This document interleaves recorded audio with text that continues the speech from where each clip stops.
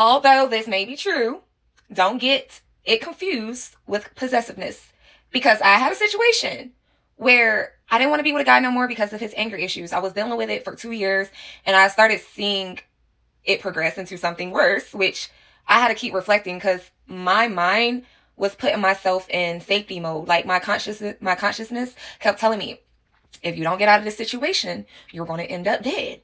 I kid you not. So every time I pushed him away, like at the beginning, like before we even got to 2 years, he will always blow up my phone saying he's sorry, getting me gifts, all of that. Right? I thought it was cute. Like, oh, you know? But as I said, it started getting worse because first it was just verbal abuse, calling me out of my name, calling me a hoe, calling me a bitch, stuff like that. And he would do other things. Like, he wasn't physical with me, but one time he did choke me and then stop when he seen like I couldn't breathe and stuff. So after that situation, I didn't really want to. We wasn't exclusive from the begin with. That's what was crazy because I don't know. I was 19 at the time. I was just silly for the whole situation, but I knew since he had, because I told him if he wanted to be exclusive with me, he had to take therapy for his anger, and he got to show me like he can control that, right? So we was never exclusive, but we were acting as if we were, right? So I didn't want to act like we were exclusive anymore. I just wanted to be friends because of that situation. So then that's when we just flatline said, okay, we're going to be cool. We're going to be friends. So he agreed and it was mutual, and we just stopped having sexual relations and stuff like that. And we were just cool. And so my warehouse job was close to his home. I don't know why I thought like he was being genuine.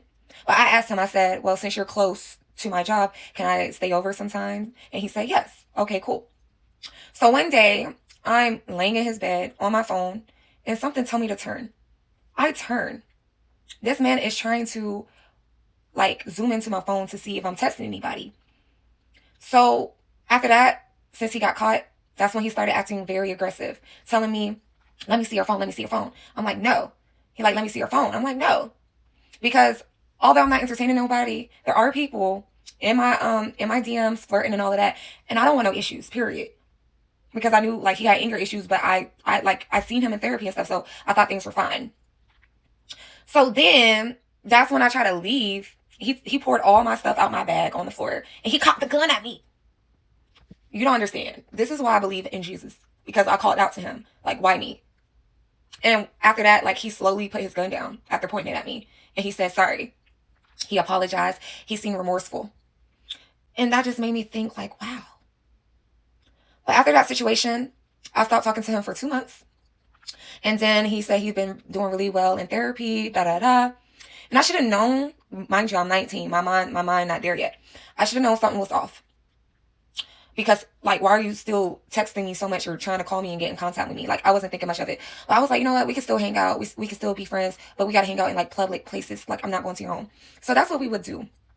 But my consciousness was just yelling at me, like, let it go. This man is disguising himself as someone who has changed, but hasn't. So I started studying him.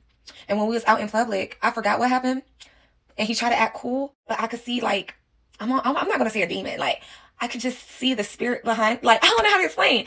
I could just see the anger disguised, though, like, if that makes sense.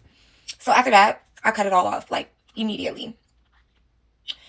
Then this man, like, was doing the same things, like, blowing up my phone, texting me. So that was like, oh, like, you spot on. Then he came to my home.